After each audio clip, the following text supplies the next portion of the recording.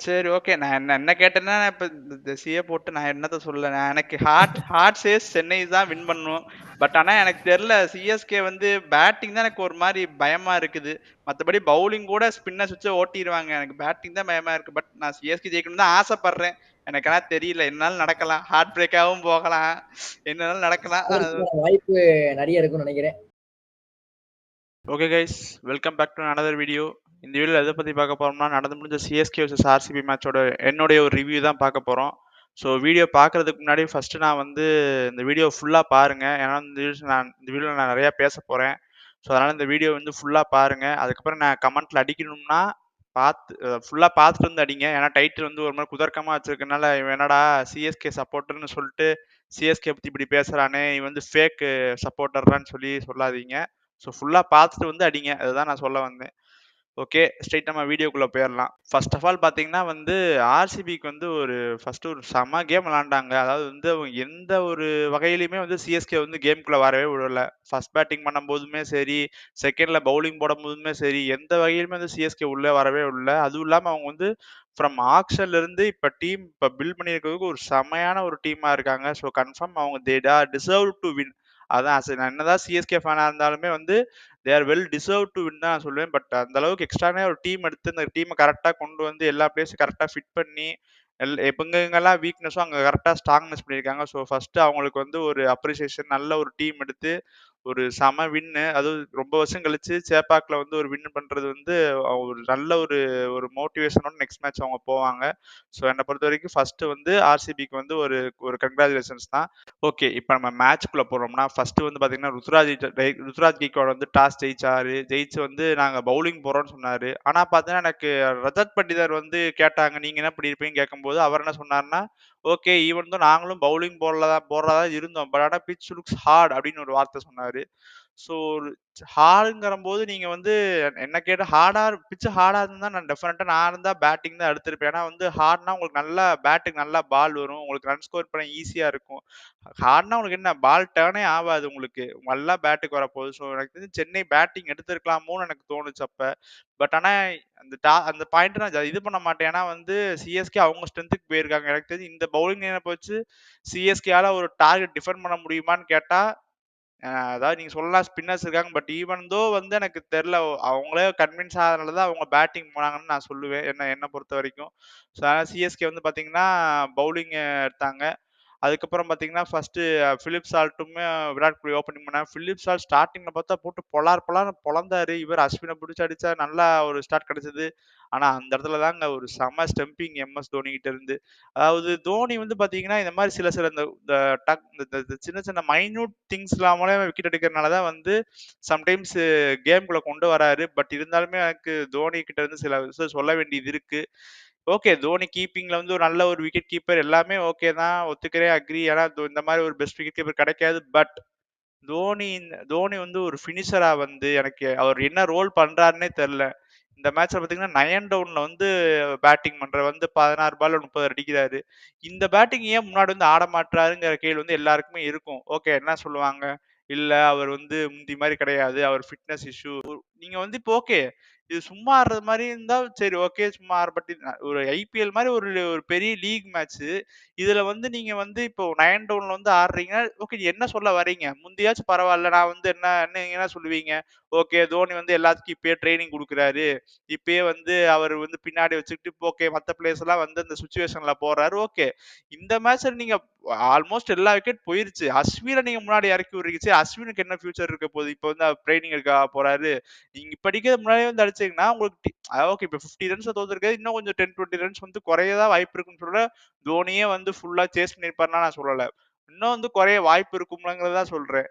So Dhoni வந்து okay, இப்ப அவர் fully ஃபிட்டா இல்லைன்னா வந்து எதுக்கு இவ்வளோ கஷ்டப்படணும்னு தான் என்னுடைய கேள்வி. ஏன்னா கீப்பிங் ஓகே, கீப்பிங்ல நான் இன்னும் ஒண்ணுமே சொல்ல முடியாது. ஏன்னா அந்த அளவுக்கு ஒரு பெஸ்ட்டா கீப்பிங் பண்றாரு.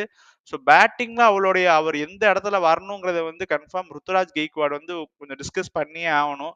பிகாஸ் நீங்க இந்த அளவுக்கு அதாவது வந்து இப்ப தோனி இல்லைன்னா அந்த இடத்துல ஒரு ஃபினிஷர் தான் வந்திருக்க வேண்டியது. ஒருத்தர் முன்னாடி வந்திருக்க வேண்டியது. யாராச்சும் ஒரு 196ங்கிற ஒரு டார்கெட்டுக்கு வந்து யாராச்சும் அஸ்வின் ஜடேஜாவை யாருமே இறக்க மாட்டாங்க. ஒரு நல்ல ஒரு பேட்டிங் ஃபினிஷரை தான் இறக்குவாங்க. ஸோ அதை ருத்துராஜ் வந்து கன்ஃபார்ம் யோசிச்சு பார்க்கணும். அப்புறம் நான் தோனிக்கு வந்து இன்னொரு விஷயம் சொல்ல விரும்புறேன். நீங்க டீம வந்து நீங்க அடுத்த லெவலுக்கு எடுத்துட்டு போகணும்னு ஆசைப்பட்டீங்கன்னா, அதுக்கு வந்து நீங்க பிளேயிங் 11ல இருந்து மட்டுமே எடுத்துட்டு போகணும்னு கிடையாது. இப்ப ஃபார் எக்ஸாம்பிளுக்கு பார்த்தீங்கன்னா, தினேஷ் கார்த்திக். போன வருஷம் நீங்க ஆர்சிபி எடுத்து பாருங்க. அந்த டீம்ல நல்லா ஒரு ஒரு ஃபைட் குடுத்ததே தினேஷ் கார்த்திக் தான். அவர் நெனச்சது என்ன பண்ணியிருந்திருக்கலாம், இல்ல டீம் இன்னும் ஃபார்ம் ஆகல. நான் வந்து இன்னும் ஒரு சீசன் 2, 3 சீசன் ஆடி நான் டீம க்ரூம் பண்ணி எடுத்துட்டு போலான்னு நெனச்சிருக்கலாம். பட் அவர் என்ன பண்ணாரு, பேட்டிங் கோச் ஆயி ஆக்ஷன்ல உட்கார்ந்து டீமுக்கு என்ன தேவை? டீம் எதுல லேகுங்கிறத வந்து பார்த்து, அதுக்கு தகுந்த மாரி டீம் செட் பண்ணி குடுத்து, இப்ப டீம் எப்படி இருக்குன்னு பாருங்க. அந்த மாரி கூட நீங்க பண்ணலாம். ஸோ உள்ள இருந்து தான் வந்து மாத்தணும்னு கிடையாது. சில விஷயத்த நம்மளால வெளிய இருந்தும் மாத்த முடியும். இந்த மாதிரி தான் இருக்கு. பேசியாச்சா? அந்த பிள்ளைக்கு தமிழ் தெரியாது.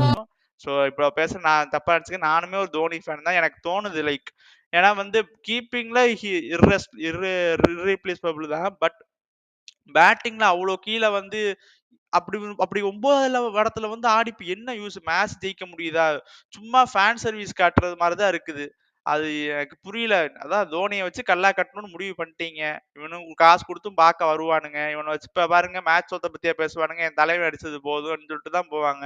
ஈவன் தோ நானே அப்படிதான் இருப்பேன். பட் ஆனா அது கரெக்ட் கிடையாது. என்ன நான் இருக்கிறதுமே தப்பு தான். அப்படி நினைக்கிறதுமே தப்பு தான். ஒரு டீமா எப்படி நம்ம ஜெயிக்கணுங்கிறத தான் பார்க்கணும்.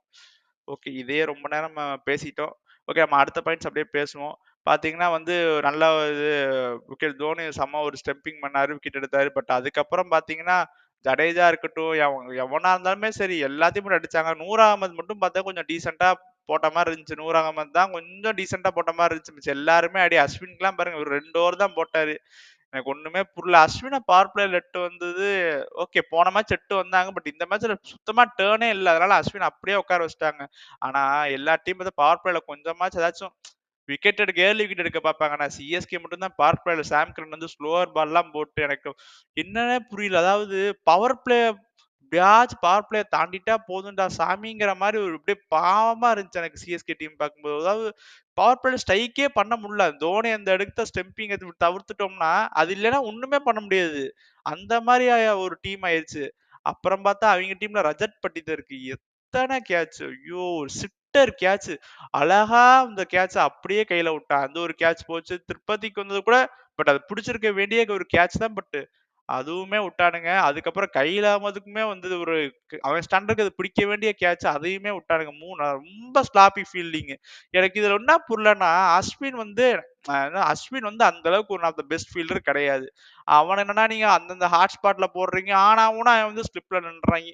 அவன் தான் அந்த அளவுக்கு ஃபீல்டிங்கே ஸ்லாப்பியா இருக்கும்போது என்னன்னு அது லாஜிக்ன்னே தெரியல. ஸ்லிப்ல நிக்க வைக்கிறீங்க. அது என்ன பொருள்? அது என்ன ஃபேவரிசமா? இல்ல என்ன ஒண்ணுமே எனக்கு புரிய மாட்டேங்குது. அது வேற ஒண்ணு பண்ணிடுறானுங்க. ஸோ பார்த்தீங்கன்னா, இவ்ளோ கடைசியில பார்த்தா கடைசியா டிம் டேவிட் வந்தாரு. அவர் வந்து பார்த்தா சாம் கரன் ஃபர்ஸ்ட் 2 பால் சூப்பரா போட்டாரு. ஆஹா! சூப்பரா போடுறானே அப்படின்னு பார்க்கறதுக்குள்ள வந்து டப்புன்னு 3 சிக்ஸ் அடிச்சு 196 நெனைக்கிறேன். 196 டார்கெட்டுக்கு எடுத்துட்டு போயிட்டாங்க. எனக்கு இந்த டார்கெட்ட பார்க்கும்போதே தெரிஞ்சு போச்சு. அவ்வளதான். முடிய போது போல மேட்ச்சு. ருத்துராஜ் கன்ஃபார்ம் அடிச்சாகணும். அப்புறம் மேல வந்து ரச்சின் ரவீந்திரா அடிக்கலன்னா மேட்ச் முடிஞ்சுன்னு நான் யோசிச்சுக்கிட்டே இருந்தேன். பார்த்தா புவனேஸ்வர் குமார் நல்ல பரவால்ல ஒரு டீசென்ட்டா போட்டார். பட் அங்க வந்து ஒரே ஒரு ஓவர் தான். Sauce Hazlewood. ராகுல் திரிபாதி அவன் வேற வழியே இல்ல. அடிச்சா ஆடணுங்கிறதா அடிச்சான். அப்படியே கேட்ச் ஆயிருச்சு. அதுக்கப்புறம் ருத்துராஜ் வந்தான். அவனுமே பிரஷர்ல அடிச்சான். அவனுமே அவுட்டு. அவனுமே பார்த்தீங்கன்னா, கடந்த 2 ஆர்சிபியோட முக்கியமான மேட்ச்லயும் டக் ஆகிட்டு இருக்கான். அது வந்து என்னன்னு தெரியல. இப்போ பிரஷர் மேட்ச்ல வந்து ருத்துராஜ கன்ஃபார்ம் அடிச்சே ஆகணும். இந்த மாரி பண்றது வந்து டீமுக்கு கேப்டனா வந்து உங்க டீம் எப்படி மூவ் ஃபார்வர்ட் விட்டு போறன்னு எனக்கு தெரியல. அதுக்கப்புறம் பார்த்தீங்கன்னா, மிடில் ஆர்டர் வந்து சரியான கொலாப்ஸ். ஒண்ணுமே சொல்றதுக்கு இல்ல. யாஸ்தேல் வந்து போடுறான். அவன் இன்சைட் எட்ஜ்ல 2 விக்கெட் எடுத்துட்டு போயிட்டான். சாம் கரனுமே அப்படியே அவுட் ஆயிட்டான். அப்புறம் தூபே வந்து 2 6 காட்டினான். பட் அதுக்கப்புறம் வந்து என்ன டீம் என்ன ஆவுது ஒண்ணுமே புரியல. அப்படியே என்னமோ 196 டார்கெட் சேஸ் பண்ண சொன்னா 150 ஆடிட்டு இருந்த மாரி இருந்துச்சு. அப்புறம் சரி இவன் அவுட் ஆனதுக்கு அப்புறம் கூட எனக்கு தூபே சாம் கரன் சரி தோனி இப்பயாச்சும் முன்னாடி வருவாரு. ஜடேஜா கூட வருவான்னு பார்த்தா அஸ்வின இறக்கி விடுறாரு. எனக்கு இது அதுதான் எனக்கு அததான் சொல்லியிருந்தேன். முன்னாடி சொல்லியிருந்தேன். எனக்கு அது என்ன ஸ்ட்ராட்டஜி, என்ன பிளான் ஒண்ணுமே எனக்கு புரியல அது வந்து. ஸோ அதுக்கப்புறம் பார்த்தீங்கன்னா, ஒண்ணுமே கடைசியில பார்த்தா சரி அட்லீஸ்ட் வந்து ஒரு ரன் ரேட்டுக்காகவாச்சும் கொஞ்சம் முன்னாடி போய் ஆடுங்கடான்னு மாரி தான் கடைசியில ஆயிருச்சு. ஓகே. அதுக்கப்புறம் பார்த்தீங்கன்னா, அவ்வளோதாங்க அப்படியே மேட்ச் முடிஞ்சு 50 ரன் வித்தியாசத்துல தோத்தாங்க. பட் தோனி கடைசியில வந்து ஒரு 16 பால் 30 அடிச்சாரு. அதெல்லாம் பார்க்கும்போது தான் அதான் சொல்லு எத்தன தடவ திருப்பி திருப்பி பேச வந்து மேல ஆடுறா, மேல ஆடுறான்னு ஒண்ணும் சொல்றதுக்கு இல்ல. ஓகே. இப்ப ஃபுல்லா பேசியாச்சு. இப்ப சிஎஸ்கே வந்து எப்படி கம்பேக் தரணும்னு பார்த்தா ஒண்ணுமே பண்ண முடியாது. அதுதான் கம்பேக். என்னையா பண்ணுவீங்க ஏன்னா உங்களுக்கு இந்த ஸ்குவாட்ல இப்ப உங்களுக்கு வெளியவும் பாத்தீங்கன்னா ஆள் கிடையாது. அவ்வளவுதான் இருக்கு உங்களுக்கு இந்த ஸ்குவாட்ல. நீங்க ஒரே ஒரு வழி என்னன்னா சிஎஸ்கே இருக்கிற பிளேயரோட ஃபார்ம பூஸ்ட் பண்றத தவிர வேற வழியே கிடையாது. வேணா என்ன பண்ணலாம், வேணும்னா டெவான் கான்வே வேணா கொண்டு வரலாம் சாம் கரனுக்கு பதிலா. பட் சாம் வேற அப்ப பாத்தீங்கன்னா ஒரே ஒரு ஃபாஸ்ட் பவுலர் வச்சுட்டு போறது வந்து எனக்கு புரியல. அது எந்த அளவுக்கு வந்து நீங்க ஓகே ஸ்பின் ட்ராக்கா இருந்தாலுமே, ஆனா இன்னைக்கு இன்னைக்கு பிட்ச் பாத்தீங்கன்னா ஒரு ஹார்ட் பிட்சா குடுத்திருக்கனால பாத்தீங்கன்னா அந்த சைடு பாருங்க. புவனேஸ்வர் குமார் இருக்கான், ஹேசல்வுட் நல்லா போட்டான், உங்களுக்கு யாஸ்தேல் வந்து நல்லா போட்டான். நீங்க கையில அகமது ஒரே ஒரு ஃபாஸ்ட் பவுலரை வச்சுட்டு நீங்க போய் பாத்தீங்கன்னா இப்ப ஒண்ணுமே பண்ண முடியாத லெவல்ல ஆயிருச்சு. ஸ்பின் பாருங்க அவன் அஸ்வின் 2 ஓவர் தான் போடுற மாதிரி இருந்ததுனால உங்களால ஒண்ணுமே ரன்னும் கண்ட்ரோல் பண்ண முடியல, விக்கெட்டும் உங்களுக்கு எடுக்க முடியல. அந்த கேட்சும் இந்த விடுறானுங்க, என்னத்த பண்ணுவீங்கள வச்சுட்டு ஒன்றும் பண்ண முடியாது. அவளால இருக்கிற பிளேயர்ஸ் ஃபார்ம் பூஸ்ட் பண்ணா ஒழியே இந்த டீம் உள்ள வரும். அதை விட நான் போனது நல்லா பேசியிருந்தேன். 10 ரன் டிராப் பண்ணி பரவாயில்ல, ருத்துராஜ் ஃபார்மை வந்து பிலீவ் பண்றான்னு. ஆனா சூப்பரா செஞ்சான். கடைசியில 10 ரன் கூப்பிட்டு வந்து பரவாயில்ல 3 ஓவர் அடி வாங்கினாலும் கடைசி வந்து முக்கியமான ஓவர் நல்லா போட்டான். பட் ஈவன் தான் நான் 10 ரன் இந்த மாதிரி கன்வின்சிங்கா தெரியல எனக்கு 10 ரன் கிட்ட இருந்துமே. ஓகே எப்படியோ வந்து கடைசியில பார்த்தா தோத்துட்டாங்க. முடிஞ்சு போச்சு. தோத்துட்டாங்க. பட் ஆர்சிபி வந்து ஒரு நல்ல ஒரு வின். அவங்களுக்குமே ஒரு நல்ல ஒரு கான்ஃபிடன்ஸ் பூஸ்டா இருக்கும். 2 ஆஃப் 2 வின் பண்ணியிருக்காங்க. நல்ல ஒரு கான்ஃபிடன்ஸ் பூஸ்டா இருக்கும். ஓகே இப்போ வந்து பாத்தீங்கன்னா கொஞ்சம் நான் சீரியஸா இல்ல, நான் இப்படிலாம் பேசுனதே இல்லை. பட் நான் இன்னும் கொஞ்சம் பேச போறேன். ஓகே இப்போ பாத்தீங்கன்னா சிஎஸ்கே ஃபேன்ஸும் ஆர்சிபி ஃபேன்ஸை பத்தி தான் பேச போறேன். அதாவது வந்து பாத்தீங்கன்னா முந்திலாம் நான் சிஎஸ்கே ஆர்சிபி மேட்ச் பார்க்கும்போது எல்லாம் என்ன சொல்லுவாங்க, தோனி கோலி அவனுக்குள்ள ரைவல்ரி மாதிரி இருக்கும். நான் எப்படி பார்த்துட்டு இருந்தேன்னா சரி ஓகே ஜாலியா பார்ப்பேன், மேட்ச் பார்ப்பேன், தோனி அடிப்பாரு, அங்கிட்டு கோலி அடிப்பான், ஒரு மாதிரி ஜாலியா இருக்கும் எனக்கு. அப்ப நான் பார்க்கும்போது கூட இந்த அளவுக்கு ஃபேன்ஸோட ஒரு என்ன சொல்றது, மேட்ச் தான் இன்டென்சிட்டியா இருக்கும், ஃபேன்ஸ் வந்து ஒரு மாதிரி இருப்பாங்க. இப்ப பார்த்தா மேட்ச்ல கூட அவ்வளவு இதா தெரியல. இந்த ஃபேன்ஸ் அவங்களோட இன்டென்சிட்டி தான் ரொம்ப ஒரு மாதிரி பயங்கரமா இருக்குது. லைக் போன வருஷம் லைக் ஏதோ சம்திங் நடந்தது மாதிரி சொல்றாங்க, லைக் அபியூஸ் பண்ணாங்க அது இதுன்னாங்க. இந்த வருஷமும் இங்க சேப்பாக் ஸ்டேடியம்க்கு வந்தாங்க, பார்த்தா லாலிபப் எடுத்து காட்டுறது அதெல்லாம் வந்து எனக்கு தெரிஞ்சு ஒரு மாதிரி ஒரு லைனை தாண்டி போகுதோ அப்படிங்கிற மாதிரி எனக்கு தோணுது. ஏன்னா இது ஜஸ்ட் மேட்ச் தான், மற்றபடி ஒண்ணுமே கிடையாது. அவன் எதுக்கு இதை நடத்துறான், அவன் காசு சம்பாதிக்க நடத்துறான், பிளேயர்ஸ் எதுக்கு விளையாடுறாங்க, அவன் காசு சம்பாதிக்க விளையாடுறானுங்க. பட் நம்ம வந்து நம்ம என்டர்டெயின் ஆக போறோம். இப்ப உங்களோட பிடிச்ச பிளேஸ் அடிக்கிறாங்களா, ஓகே என்ஜாய் பண்ணிட்டு வரலாம். அடிக்கலையா ஓகே ஃபீல் பண்ணிட்டு வரலாம், அவ்வளவுதான். அதை தாண்டி வந்து நீ அவனை போட்டு பேசுறது, இவன் அவனை போட்டு பேசுறது, அந்த வெளியே அந்த இவங்கள தான் அடிக்கணும். இந்த டெலிவிஷன்காரங்க வெளியே நின்று சொல்லுங்க இவங்க சொல்லுங்கன்னு சொல்லிட்டு அவனுங்க தான் எல்லாத்தையும் கொம்புசி விடுறது எனக்கு தெரிஞ்சு. அது ஒரு மாதிரி வந்து ஒரு மாதிரி டாக்ஸிக்கா போற மாதிரி இருக்கு. போறோம் மேட்ச் பார்க்கறோம், நல்லா இருக்கா செலிப்ரேட் பண்றோம், இல்லைன்னா அப்படியே வந்துடும், அவ்வளவுதான். மத்தபடி இன்னொருத்தனை போய் ஏன்டா வந்து லாலிபப் சப்பு இது இதுன்னு பேசுறது வந்து தப்பு, இவனுங்களும் அப்படி பேசுறது தப்பு. ஈவன் தான் நீங்க என்னன்னா ஃபன்னுக்கு பேசினாலுமே அது எல்லாரோட இண்டிவிஜுவலி அஃபெக்ட் ஆகும். At the end of the day பணம் சம்பாதிக்கிறது, லைஃப் ஹாப்பியா லீட் பண்றது மட்டுமே தான் இருக்கணும் தவிர மற்றவங்களுடைய பர்சனல் ஸ்பேஸ்ல போய் அவங்களோட மென்டல் ஹெல்த் அஃபெக்ட் பண்ற மாதிரி பண்ண எந்த ஒரு விஷயமா இருந்தாலுமே என்னை பொறுத்த வரைக்கும் தப்பு தான். ஸோ அதை மட்டும் தவிர்த்துட்டு மேட்சா பார்ப்போம்.